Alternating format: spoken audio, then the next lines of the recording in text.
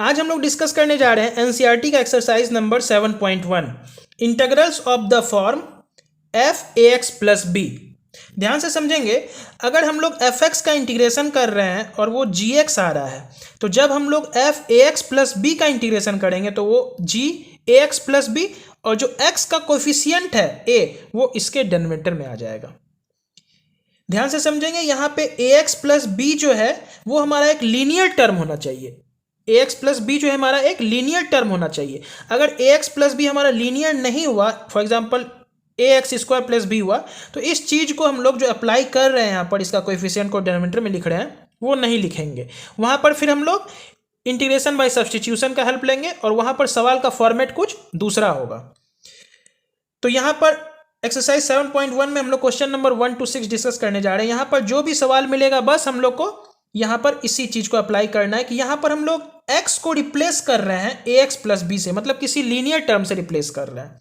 तो चलिए स्टार्ट करते हैं हम लोग। क्वेश्चन नंबर 1 है हमारा, इंटीग्रेशन करना है हमें साइन 2x का। तो समझेंगे हम लोग कि अगर हम लोग साइन x का इंटीग्रेशन करते हैं, अगर हम लोग साइन x का इंटीग्रेशन करते हैं तो वो क्या आता है, माइनस कॉस x आता है प्लस c। अगर हम लोग साइन x का इंटीग्रेशन करते हैं वो क्या आता है, माइनस कॉस x। तो यहां पर x रिप्लेस हो गया 2x के द्वारा और 2x हमारा क्या एक लीनियर टर्म है। तो जिस प्रकार हम लोग डिफरेंशिएशन में पढ़ते थे कि साइन x का डिफरेंशिएशन हो जाता था कॉस x, और अगर साइन 2x रहता था उसका डिफरेंशिएशन कॉस 2x, बाकी फिर हम लोग चेन रूल से 2x का करते थे तो 2 आता था, वो 2 इसके आगे मल्टीप्लाइड हो जाता था। बस उसी प्रकार अगर हम लोग इंटीग्रेशन कर रहे हैं, अगर ये लीनियर टर्म है तो साइन का इंटीग्रेशन अगर कॉस माइनस कॉस होगा तो ये जो इसका कोएफिशिएंट है वो डिनोमिनेटर में आ जाएगा। डिफरेंशिएशन में ये जो कोएफिशिएंट रहता था वो न्यूमरेटर में ही मल्टीप्लाई होता था, इंटीग्रेशन में ये जो कोएफिशिएंट होता है वो डिनोमिनेटर में आ जाता है। तो यहां पर हम लोग जब साइन 2x का इंटीग्रेशन करेंगे, साइन 2x का जब हम लोग इंटीग्रेशन करेंगे तो इसको हम लोग फिलहाल x के तरह ही ट्रीट करेंगे क्योंकि एक लीनियर है। तो साइन 2x का इंटीग्रेशन क्या हो जाएगा, माइनस कॉस 2x, और इसका जो कोएफिशिएंट है वो डिनोमिनेटर में आ जाएगा। डिफरेंशिएशन में ये कोएफिशिएंट मल्टीप्लाई में आता है, यहाँ पर ये डिनोमिनेटर में आ जाएगा। चलिए क्वेश्चन नंबर 2 देखते हैं हम लोग। यहाँ पर भी सिंपली उसी टाइप का सवाल है, हम लोग को इंटीग्रेशन करना है कॉस 3x का। तो यहाँ पर x रिप्लेस हो गया 3x के द्वारा, तो बिल्कुल वही फॉर्मूला लगेगा जैसे हम लोग cos x का इंटीग्रेशन करेंगे। cos x का इंटीग्रेशन अगर हम लोग करते हैं तो वो आता है sin x। तो यहां पर x रिप्लेस हुआ एक लीनियर टर्म के द्वारा, तो इसका भी इंटीग्रेशन क्या हो जाएगा, cos का इंटीग्रेशन होता है जिस प्रकार sin x, तो cos 3x का इंटीग्रेशन क्या हो जाएगा, sin 3x। 3x को सिंपली हम लोग x की तरह ट्रीट करें अगर, तो ये बस इसी फंक्शन को रिप्रेजेंट कर रहा है cos x को। तो cos 3x का क्या हो जाएगा, sin 3x, और इसका जो कोएफिशिएंट है वो इसके डिनोमिनेटर में आ जाएगा। डिफरेंशिएशन करते तो ये कोएफिशिएंट न्यूमरेटर में ही मल्टीप्लाइड हो जाता, लेकिन यहाँ पर डिनोमिनेटर में आ जाता है। आगे बढ़ते हैं, क्वेश्चन नंबर 3 है हमारे पास, e पे पावर 2x का हमें इंटीग्रेशन परफॉर्म करना है। तो अगर e पे पावर x रहता सिंपली, e पे पावर x रहता सिंपली, तो इसका इंटीग्रेशन क्या हो जाता, सेम हो जाता, e पे पावर x प्लस c हो जाता। तो यहाँ पर हम लोग अगर देखें तो x रिप्लेस हो गया 2x के द्वारा, और 2x हमारा एक लीनियर फंक्शन है। तो अगर लीनियर फंक्शन रहता है तो हम लोग इसको x के तरह ही ट्रीट कर सकते हैं। तो e पे पावर x का e पे पावर x होता है, तो e पे पावर 2x का क्या हो जाएगा, e पे पावर 2x, और इसका जो कोएफिशिएंट है वो डिनोमिनेटर में आ जाएगा। जब हम लोग डिफरेंशिएशन करते थे तो ये जो कोएफिशिएंट था वो न्यूमरेटर में मल्टीप्लाई होता था, लेकिन इंटीग्रेशन में क्या होता है वो डिनोमिनेटर में आ जाता है। तो प्लस c हम लोग ऐड करते हैं एज अ कांस्टेंट।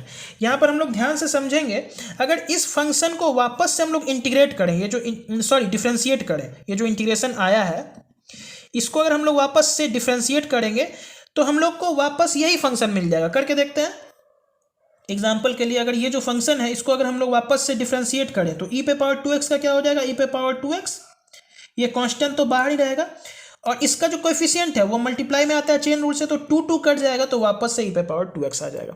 तो यहाँ से हम लोग इस बात को भी समझ सकते हैं कि इंटीग्रेशन और डिफरेंशिएशन एक दूसरे का रिवर्स प्रोसेस होता है। तो चलिए हम लोग आगे बढ़ते हैं क्वेश्चन नंबर 4 पर। यहाँ हमें इंटीग्रेट करना है ax प्लस बी का होल स्क्वायर। यहाँ पर अगर हम लोग देखें ए एक्स प्लस बी बिल्कुल एक लीनियर टर्म है, x यहाँ पर रिप्लेस हो गया ए एक्स प्लस बी के द्वारा, और ए एक्स प्लस बी क्या है, लीनियर। लीनियर हम लोग कैसे कहते हैं कि अगर x का डिग्री 1 होता है तो वैसे फंक्शन को हम लोग लीनियर फंक्शन कहते हैं। तो यहाँ पर हमारा एक लीनियर फंक्शन है, उसका पावर 2 है। तो सबसे पहले हम लोग इस चीज को समझेंगे कि जब हमारा x पे पावर n का इंटीग्रेशन होता है, x पे पावर n का, तो हम लोग क्या करते हैं, x पे पावर n+1 अपॉन में n+1 और एक कांस्टेंट ऐड करते हैं। तो यहाँ पर भी बिल्कुल ऐसा ही है। यहाँ पर अगर इसको हम लोग लीनियर फंक्शन, इसको अगर हम लोग x के तरह ट्रीट करें तो x to the power n वाला फॉर्मूला लगेगा। x to the power n का फॉर्मूला अगर हम लोग यहाँ पर यूज करेंगे तो ax plus b to the power 2+1 upon में 2+1, और यहां पर चूंकि ये लीनियर है और x का कोएफिशिएंट यहां पर a है, तो अभी हम लोग जैसे समझे थे कि x का कोएफिशिएंट जो भी रहता है अदर देन 1 उसको हम लोग डिनोमिनेटर में मल्टीप्लाई करते हैं। तो इसको जब हम लोग सॉल्व करेंगे तो ax प्लस बी का होल क्यूब अपॉन में 3a प्लस एक कांस्टेंट होगा।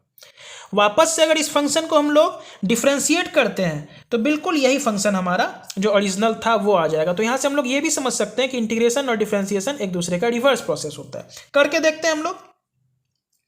जैसे यहां पर हम लोग इस फंक्शन को वापस से अगर हम लोग डिफरेंशिएट करते हैं तो देखिए यहां पर 1/3 एक कांस्टेंट है तो इसको बाहर रहने देंगे।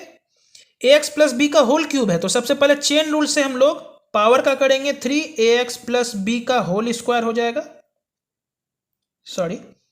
3ax प्लस बी का होल स्क्वायर हो जाएगा। और जो कोएफिशिएंट इसका a है चेन रूल के द्वारा वो मल्टीप्लाई में हो जाएगा। तो ये 3 कैंसिल हो गया, a कैंसिल हो गया, तो हमारा ax प्लस बी का होल स्क्वायर आ गया। तो यानी कि अगर हम लोग इस फंक्शन को डिफरेंशिएट करते हैं तो वापस से हमारा ओरिजिनल फंक्शन आ जाता है, और ओरिजिनल फंक्शन को अगर हम लोग इंटीग्रेट करते हैं तो ये वाला फंक्शन हमें मिलता है। चलिए आगे बढ़ते हैं हम लोग।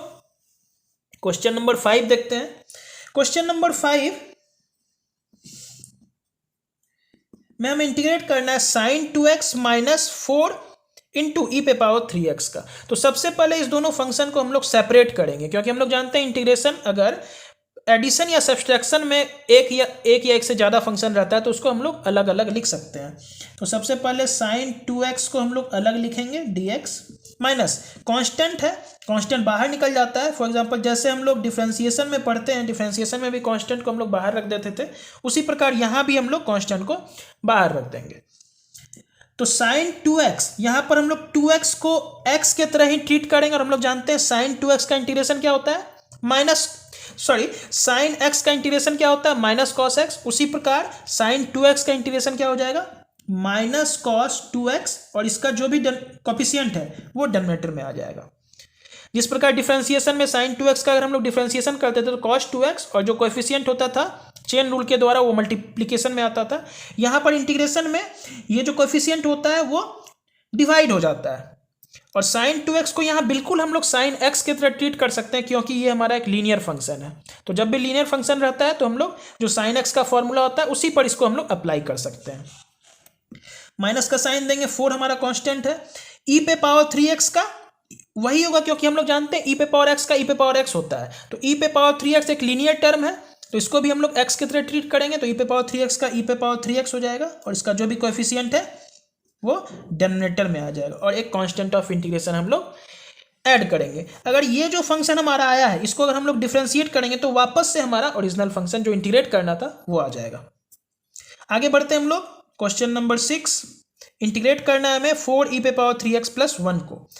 तो इंटीग्रेशन में हम लोग क्या करेंगे, दोनों फंक्शन को पहले यहाँ पे 1 को और 4e पे पावर 3x को सेपरेट करके लिख लेंगे।